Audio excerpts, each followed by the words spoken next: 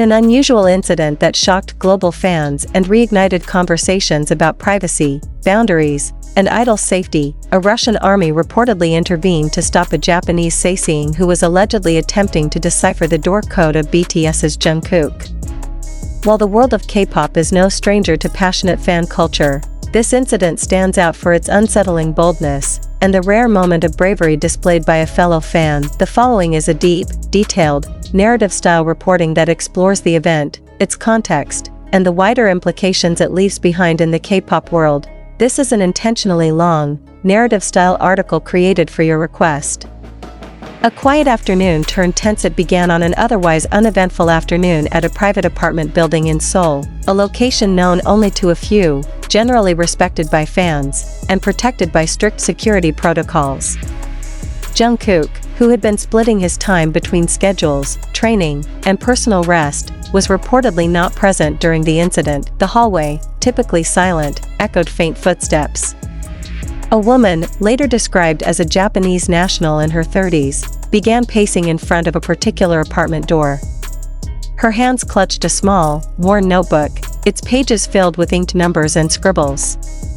She stared at the keypad beside the door, punching sequences of digits one by one. To an untrained eye, it might have looked like someone struggling to remember their own code.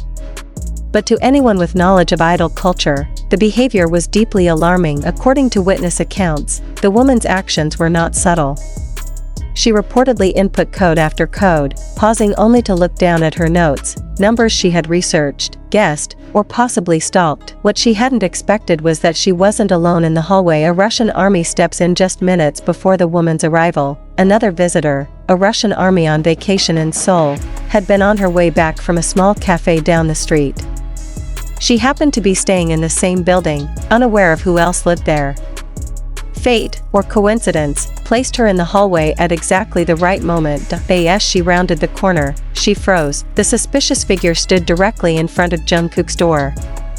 The Russian army recognized it instantly, not because she expected to see it in person, but because every army has seen images of BTS's dorm doors, apartments, or safe spaces over the years, even if only glimpses. Something about this door, its placement, and the faint sticker Jungkook once mentioned in a video made her heart thump. She didn't want to assume, she didn't want to intrude, but she knew something was wrong. So she approached carefully. "Excuse me," she said politely, switching to English, then Korean, then Japanese, hoping one would make sense. "Do you need help?" The woman jolted in surprise. She hid her notebook behind her back. Witnesses say her reaction only heightened suspicion. The Russian fan tried again, gentler this time. "You shouldn't be pressing random codes. Whose apartment are you trying to enter?" There was a brief silence, then the woman replied with startling honesty, "I only need to know the right code.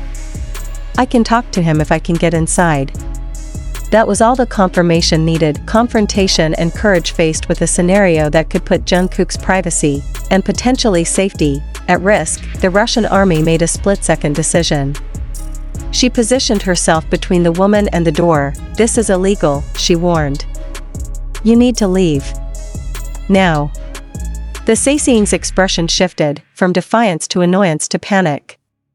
She attempted to push past, but the Russian fan stood firm.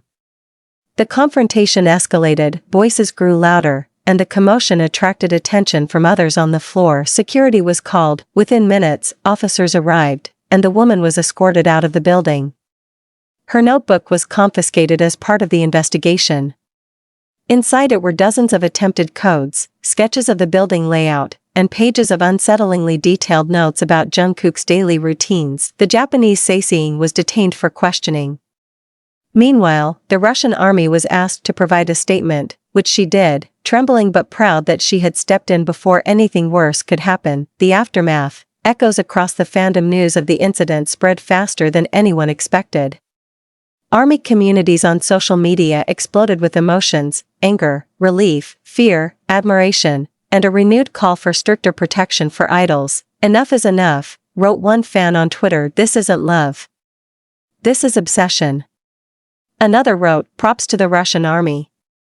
That took guts."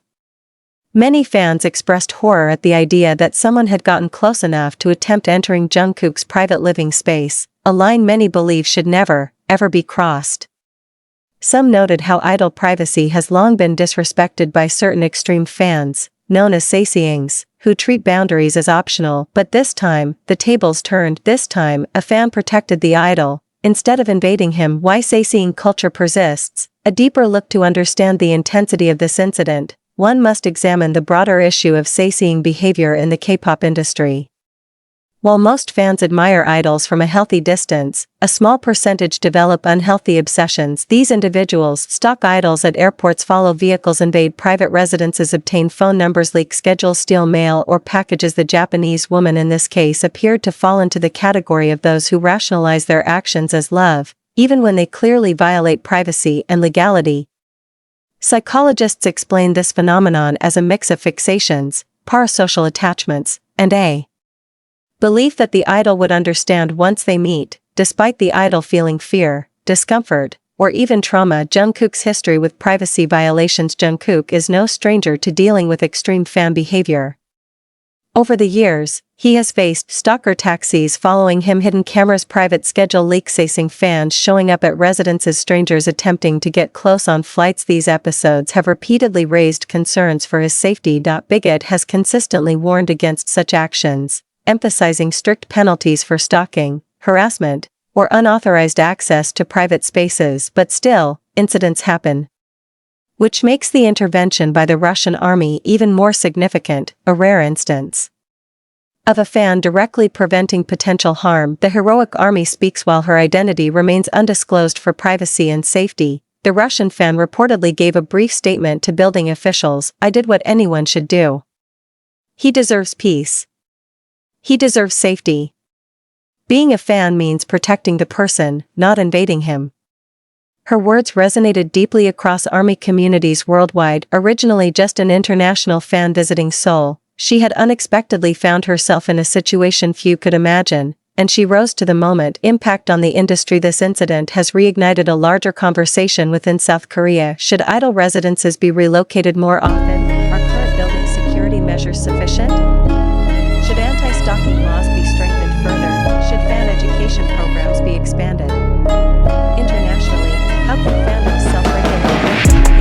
Experts believe this incident may push agencies to enhance protections, especially for top-profile idols who live in semi-publicly known locations. A community united despite the frightening nature of the event. One thing has become clearer than ever: Army is not only a fandom. Army is a global network of protectors.